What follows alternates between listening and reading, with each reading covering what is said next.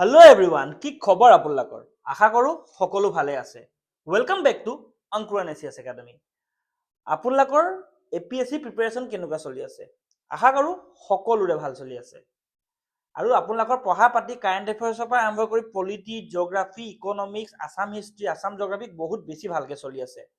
আপোনালোকে এইবিলাক কোৰ সাবজেক্টবোৰটো পঢ়িব, লগতে পিআইকিউ চাব। পিআইকিউ বহুত বেছি ইম্পৰ্টেণ্ট। আৰু পিআইকিউ কেনেকৈ চাব? মই ষ্ট্ৰেটেজি তিনিটা দিছিলোঁ যে সেনেকৈ চাব, আৰু লগতে আমাৰ অংকুৰণ এছিয়াছ একাডেমীৰ যোনটো পিআইকিউ ডিছকাশ্যন চিৰিজটো আছে, য'ত অলৰেডি 45টাতকৈ প্লাছ ভিডিঅ'জ হৈছে, সেইখিনিও চাব। কাৰণ কনচেপচুৱেল কুৱেশ্যন দিয়া আছে, যোনটোৱে আপোনাক এটা টপিক 20-25 মিনিটতে শেষ কৰি পেলাব। চ' পলম নকৰোঁ, আজিৰ কুৱেশ্যনটো চাওঁ। আজিৰ কুৱেশ্যনটো এটা পলিটিৰ কুৱেশ্যন লৈ আহিছোঁ, যোনটো অকণমান কনচেপচুৱেলি অকণমান বেলেগ হয়। চ' আপোনালোকে কুৱেশ্যনটো ট্ৰাই কৰিব নিজে, মোৰ লগে লগে ট্ৰাই কৰি যাব, নহ'লে অৱশেষতটো মই এনচাৰটো দিমেই, নহয় জানো? চ' আহক আমি কুৱেশ্যনটো পঢ়োঁ। চ' কুৱেশ্যনটো হৈছে, the president of India can nominate members to the Rajya Sabha from specialised fields, হয়নে? Which of the following statements are correct? Option 1, 12 members can be nominated by the President of India. The nominated members enjoys all the powers and privileges as an elected member. Number 3, the nominated members should have proportionate representation from states.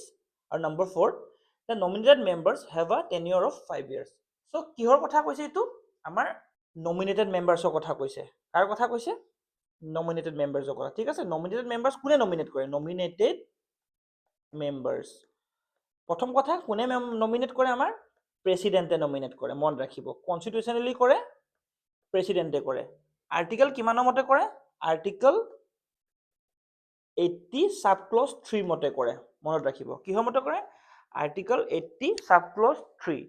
So' article 80 sub clause 3 কোৱা আছে যে president can nominate members based on their special knowledge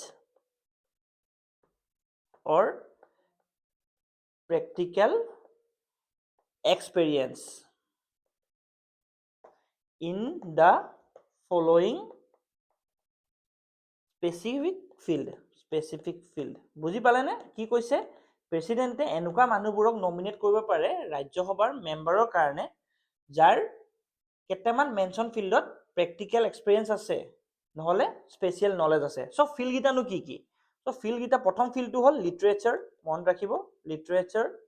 number 2টো হ'ল science. Number 3 হ'ল arts, art বুলি ক'ব, arts নক'ব। Number 4 হ'ল social service. ঠিক আছে, কি হয়? Social service. চ' আমি যদি এইটোৰ এটা শ্বৰ্ট ফৰ্ম উলিয়াওঁ, কি হ'ব? আমাৰ শ্বৰ্ট ফৰ্মটো হ'ব আমাৰ LAS², নহয় জানো? Literature, arts, science, social service মন থাকিব, বা S²AL এনেকৈ মন ৰাখিব। ঠিক আছে, চ' কি হয়? লিটাৰেচাৰ, আৰ্ট, ছায়েন্স আৰু ছ'চিয়েল ছাৰ্ভিচ। চ' এইকেইটা ফিল্ডত আমাৰ প্ৰেচিডেণ্টে এইকেইটা ফিল্ডৰ 4জন মানুহ, এইকেইটা ফিল্ডৰ 12জন, যিকোনো 12জন মানুহক আমাৰ প্ৰেচিডেণ্টে আৰ্টিকেল 80 সাব ক্লজ 3ৰ থ্ৰু দি ৰাজ্যসভাৰ মেম্বাৰ হিচাপে নমিনেট কৰিব পাৰে। বুজি পালে? আশা কৰোঁ আপোনালোকে বুজি পালে। এইটো হ'ল মেইন কনচেপ্টটো। চ' কেইজন পাৰে? 12জন পাৰে। চ' এতিয়া আপোনালোকে সুধিব পাৰে, এই 12জন যে মেম্বাৰ নমিনেট কৰে, তেওঁলোকে বাৰু আন মেম্বাৰৰ নিচিনা একেই পাৱাৰ্ছ বা একেই প্ৰিভিলেজ পায়নে? ছেম পায়নে? বেলেগ মেম্বাৰৰ নিচিনাকৈ ছেম পায়নে বাৰু? এতিয়া কথাটো হ'ল অলমষ্ট ছেম প্ৰিভিলেজ পায়। এজন নৰ্মেল ইলেক্টেড যোন এজন, চাওক দুটা টাইপৰ, এতিয়া আমি গম পালোঁ দুটা টাইপৰ MP থাকে। MP কেইটা টাইপৰ থাকে? দুটা টাইপৰ থাকে ৰাজ্যসভাত।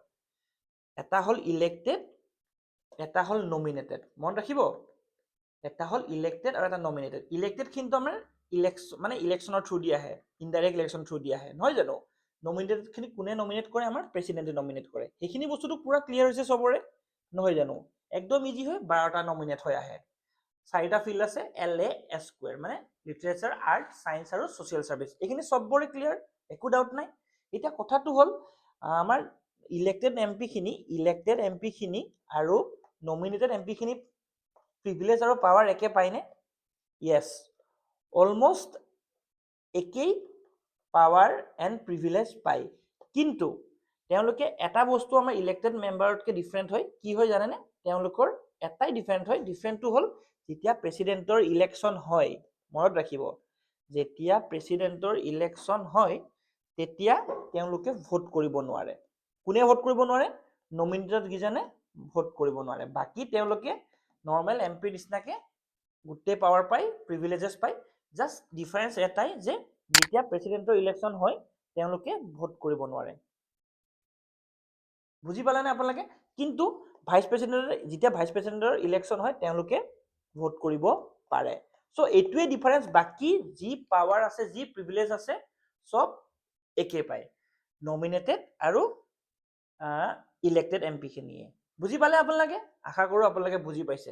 একো ডাউট থাকিব নালাগে, ইজি কনচেপ্ট হয়। এবাৰ জাষ্ট ভিডিঅ'টো চাই দিব, ধুনীয়াকৈ আপোনালোকে পাৰি যাব। ঠিক আছে, নেক্সট আহিলে আমি এতিয়া বুজাই দিলোঁ আপোনালোক ডিফাৰেঞ্চখিনি কি, পাৱাৰ এণ্ড প্ৰিভিলেজৰ ডিফাৰেঞ্চখিনি কি হয় আপোনালোকে বুজি পালে নহয় জানো? চ' এতিয়া আহক আমি আপোনালোকৰ আৰু নেক্সট কুৱেশ্যনটো কি আছিলে, ভোটিং ৰাইটছৰ কথা ক'লোঁ। ঠিক আছে, লগতে চাওক মই পাৱাৰ এণ্ড প্ৰিভিলেজৰ কথা যিহেতু কৈছোঁৱে, তেওঁলোকে সকলো ধৰণৰ ডিবেটত পাৰ্টিচিপেট কৰিব পাৰে। ঠিক আছে, সকলো ধৰণৰ ডিবেটত পাৰ্টিচিপেট কৰিব পাৰে, সকলো ধৰণৰ বিলত ভোট দিব পাৰে। ঠিক আছে, ইভেন কনষ্টিটিউচনেল এমেণ্ডমেণ্ট বিলতো তেওঁলোকে ভোট কৰিব পাৰে। ঠিক আছে, মই কৈছোঁ নে all powers are similar to elected MPs, only the difference is that they cannot vote in the presidential election. বুজি পালে? লগতে নমিনেটেড ৰাজ্যসভাৰ এমপি এজন মন্ত্ৰীও হ'ব পাৰে, মিনিষ্টাৰো হ'ব পাৰে, কাউন্সিল অফ মিনিষ্টাৰত তেওঁৰ এজন মিনিষ্টাৰো হ'ব পাৰে। কৈছিলোঁ নে চব পাৱাৰ এণ্ড প্ৰিভিলেজ চব চিমিলাৰ, খালি ভোট দিব নোৱাৰে। ঠিক আছে, তাকো ক'ত ভোট দিব নোৱাৰে? অকল প্ৰেচিডেঞ্চিয়েল ইলেকশ্যনত ভোট দিব নোৱাৰে। আপোনালোকৰ ক্লিয়াৰ হ'ল এইখিনি? চ' বুজি পালে আপোনালোকে? চ' আৰু দুটামান কথা কৈ দিওঁ। কিছুমান চাওক, ৰাজ্যসভাৰ যেতিয়া নমিনেটেড এমপি হয় তেতিয়া তেওঁলোকে চাওক, এতিয়া প্ৰথমতে তেওঁলোকক যেতিয়া নমিনেট কৰে তেওঁক একো পাৰ্টিৰ লগত তেওঁলোকৰ হেৰি নাথাকে, এফিলিয়েশ্যন নাথাকে, কোনো পলিটিকেল পাৰ্টিৰ লগত তেওঁলোকৰ এফিলিয়েশ্যন নাথাকে। কিন্তু তেওঁলোকে উইদিন 6 মান্থছৰ ভিতৰত তেওঁলোকে এটা পলিটিকেল পাৰ্টি জইন কৰিব পাৰে। দে কেন জইন এ পলিটিকেল পাৰ্টি উইদিন 6 মান্থ, যোনদিনা সিহঁতে শপত গ্ৰহণ কৰিছে তাৰ পৰা। ঠিক আছে, বুজি পালেনে? যোনদিনা পৰা তেওঁলোকে চিটটো গ্ৰহণ কৰিছে এমপি হিচাপে, সেই ডেটটোৰ পৰা 6 মান্থৰ ভিতৰত তেওঁলোকে যিকোনো পলিটিকেল পাৰ্টি এটা জইন কৰিব পাৰে। কিন্তু যদি 6 মাহৰ পিছত তেওঁলোকে জইন কৰে, after 6 month if they join, they are eligible for disqualification. মানে কি, আমাৰ এণ্টি ডিফেকশ্যন ল মতে তেওঁলোক ডিছকুৱালিফাই হ'ব পাৰে। বুজি পালেনে? চ' আমাৰ শচীন তেণ্ডুলকাৰ ধৰি লওক এমপি আছিলে, নমিনেটেড এমপি আছিলে ৰাজ্যসভাৰ। চ' তেওঁ যোনদিনা জইন কৰিছে তাৰ 6 মাহৰ ভিতৰত যদি তেওঁ ধৰি লওক কংগ্ৰেছতে গ'ল বা বিজেপিতে গ'ল বা ধৰি লওক তৃণমূল কংগ্ৰেছতে গ'ল, যাব পাৰিব, কিন্তু 6 মাহৰ ভিতৰতহে যাব পাৰিব। 6 মাহৰ পিছত তেওঁ যদি যায় তেতিয়া Sachin Tendulkar as a Rajya Sabha MP is liable for defection under anti defection law. বুজি পালে? আশা কৰোঁ বুজি পালে। চ' আপোনালোকে বুজি পালেনে এই আমাৰ ৰাজ্যসভা এমপি আৰু ৰাজ্যসভা ইলেক্টেড এমপি আৰু নমিনেটেড এমপি ডিফাৰেঞ্চটোৰ কথা? চ' ৰিচেণ্টলি এজন আমাৰ 10 এপ্ৰিল 2026 চনত এজন নতুন এমপি হিচাপে চিলেক্টেড হৈছে। ঠিক আছে, তেওঁৰ নামটো কি আছিল বাৰু জানেনে? তেওঁৰ নামটো হ'ল হৰিবংশ নাৰায়ণ সিং। ঠিক আছে, হৰিবংশ নাৰায়ণ সিং। তেওঁ কিহত পাইছে? জাৰ্ণালিজিমত পাইছে, জাৰ্ণালিজিম। ঠিক আছে, জাৰ্ণালিজিমটো কোনটো ছেক্টৰত হ'ব চাগে? ছ'চিয়েল ছাৰ্ভিচত হ'ব। ঠিক আছে, তেওঁৰ ফিল্ড অফ এক্সপাৰ্টাইজ কি? জাৰ্ণালিজিম। ঠিক আছে, চ' এনেকে বৰ্তমান সময়ত যদি চাব যাওঁ আমাৰ ফেমাছ মানুহ আছে, সুধা মূৰ্তি এজ এ এমপি আছে। ঠিক আছে, পিটি ঊষা আছে বৰ্তমান সময়ত, উজ্জ্বল নিকম আছে, তেওঁ বহুত ডাঙৰ লয়াৰ আছিলে। চ' এনেকুৱা ধৰণৰ মানুহবোৰ যোনবিলাক তেওঁ নিজৰ ফিল্ডত এক্সপাৰ্টাইজ আছে বা প্ৰেক্টিকেল নলেজ আছে, তেওঁলোকে নমিনেটেড ৰাজ্যসভাৰ এমপি হিচাপে থাকিব পাৰে। বুজি পালে আপোনালোকে? যিহেতু চাওক আমাৰ কনষ্টিটিউশ্যনখন বহুত বেলেগ কনষ্টিটিউশ্যনৰ পৰা বড়ো কৰা নহয় জানো? চ' এই প্ৰভিজনটো ক'ৰ পৰা বড়ো কৰিছে? চ' যোনটো প্ৰভিজন য'ত য'ত নমিনেটেড এমপি থকা প্ৰভিজনটো ক'ৰ পৰা বড়ো কৰিছে? ক'ৰ পৰা বড়ো কৰিছে আপোনালোকে বাৰু জানেনে? এইটো আয়াৰলেণ্ডৰ পৰা বড়ো কৰিছে, মনত ৰাখিব। ক'ৰ পৰা? আয়াৰলেণ্ডৰ পৰা। আৰু এজন নমিনেটেড এমপি নৰ্মেল এমপিৰ নিচিনাকে 6 বছৰ টাৰ্ম থাকে, 6 ইয়াৰ টাৰ্মছ থাকে। ঠিক আছে, কেইবছৰ থাকে? 6 ইয়াৰ টাৰ্মছ থাকে। বুজি পালেনে আপোনালোকে? আশা কৰোঁ আপোনালোকে গোটেই কুৱেশ্যনটো বুজি পালে। আৰু কিবা থাকিল নেকি আৰু বুজাব পৰা? আৰু যিহেতু তেওঁলোক নমিনেটেড এম পি, চাওক ৰাজ্যসভাত কোন থাকে? ইউনিয়ন টেৰিটৰি আৰু ষ্টেটছৰ ৰিপ্ৰেজেণ্টেটিভবোৰ থাকে, নহয় জানো? কিন্তু যিহেতু তেওঁলোক নমিনেটেড এম পি হয় ন, ত' তেওঁলোকৰ এনেকুৱা কোনো ইউটি বা ষ্টেটছ ৰিপ্ৰেজেণ্ট নকৰে। ঠিক আছে, ঠিক আছে, বুজি পাইছেনে আপোনালোকে? চ' চাওক, আপোনালোকক আমি নমিনেটেড এম পিৰ কথা প্ৰায় গোটেইখিনি কথা কোৱা গ'লে, নহয় জানো? এতিয়া কথাটো হ'ল আমি কুৱেশ্যনটো আমি এবাৰ এনালাইচিছ কৰিলোঁ, এতিয়া আমি ডিকোড কৰিব চেষ্টা কৰোঁ, এনচাৰটো চাওঁ। চ' কুৱেশ্যনটো কৈছে 12 members can be nominated by the president of India, হয়। আৰ্টিকেল 80 ছাবক্লজ 3 মতে 12জন পাৰে। চ' প্ৰথমটো right, the nominated members enjoy all the powers and privileges as an elected member. চাওক, এইটো শুদ্ধ হয় আনলেছ যদি প্ৰেচিডেণ্ট অফ ইণ্ডিয়া ইলেকশ্যনত তেওঁলোকে পাৰ্ট ল'ব নোৱাৰে, বাকী চবতে ইকুইভেলেণ্ট হয় power.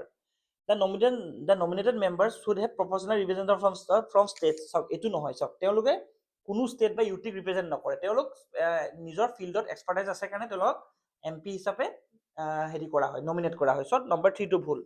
The nominated members have a tenure of 5 years। নহয়, কাৰণ বেলেগ এম পিৰ যেনেকৈ 6 বছৰ, তেওঁলোকৰো 6 বছৰ। চাওক, এতিয়া কথাটো হ'ল 3 and 4টো অলৰেডি ভুল। চাওক, য'ত 3 আছে এইটো ভুল, এইটো ভুল, এইটো ভুল। সেনেকৈ চাব গ'লে অপশ্যন এটো ৰাইট হয়। কিন্তু এইটোত যদি আপোনালোকে চাব যায়, এই কুৱেশ্যনটো চাওকচোন আপোনালোকে, the nominated enjoys all the powers and privileges as elected members. সেনেকৈ চাব গ'লে শুদ্ধই হয়। চ' ইয়াত দিয়া মতে অপশ্যন 1 and 2 অনলিয়ে ৰাইট হয়। কিন্তু যদি স্পেচিফিকেলি আমি চাব যাওঁ, তেওঁলোকে ইলেক্টেড এম পিবিলাকে প্ৰেচিডেঞ্চিয়েল ইলেকশ্যনতো ভোট দিব পাৰে, কিন্তু নমিনেটেডবোৰে নোৱাৰে। চ' সেনেকৈ চাব গ'লে অকল অপশ্যন 1টো শুদ্ধ। যিহেতু ইয়াত অনলি অপশ্যন 1 বুলি নাই, so' we are assuming that both option 1 and option 2 are correct. আৰু আমিতো জানো APSCত কুৱেশ্যন ভুল হয়ে, যেতিয়া এনচাৰ কি ওলাই ৰেক্টিফাই কৰা যায়। চ' এইটো চাগে মষ্ট প্ৰবেবলি এনচাৰ কিত কিবা ভুল হ'ব পাৰে, বা এনচাৰ অপশ্যনত ভুল হ'ব পাৰে। চ' চাওক, এনচাৰটো কি হয় আমাৰ মেটাৰ নকৰে, মেটাৰ কৰে আমাৰ কনচেপ্টটো। আপোনালোকে কনচেপ্টটো যিহেতু এই গোটেইটো কনচেপ্ট বুজি পালে, চ' যেনেকুৱা ধৰণৰ প্ৰশ্নই নহওক আপোনালোকে পাৰিব, নহয় জানো? গোটেইখিনি আমাৰ ৰাজ্যসভাৰ নমিনেটেড এম পি হিচাপে কেনেকৈ নমিনেট হয় গোটেইখিনি আমি কথা পঢ়া গ'ল, নহয় জানো? চ' আশা কৰোঁ আপোনালোকে গোটেইখিনি বুজি পালে, নহয়? চ' আপোনাক যদি আৰু কেতিয়াবা ভৱিষ্যতত নমিনেটেড এম পিৰ কথা কিবা প্ৰশ্ন আহে, ডেফিনেটলি মই ভাবোঁ আপোনালোকে কুৱেশ্যনবোৰ এটেম্প কৰিব পাৰিব। আশা কৰোঁ আপোনালোকে এই ভিডিঅ'টো ভাল পালে। যদি ভিডিঅ'টো ভাল পাইছে, লাইক কৰিব, শ্বেয়াৰ কৰিব আৰু ছাবস্ক্ৰাইব কৰিব। এনেকুৱা ধৰণৰ APSC PYQ আগলৈও আনি থাকিম। আপোনালোকে আমাৰ চেনেলটো টাচত থাকিব, শ্বেয়াৰ কৰিব আৰু ছাবস্ক্ৰাইব কৰিব। ভিডিঅ'টো ইমানতে সামৰিছোঁ। ধন্যবাদ।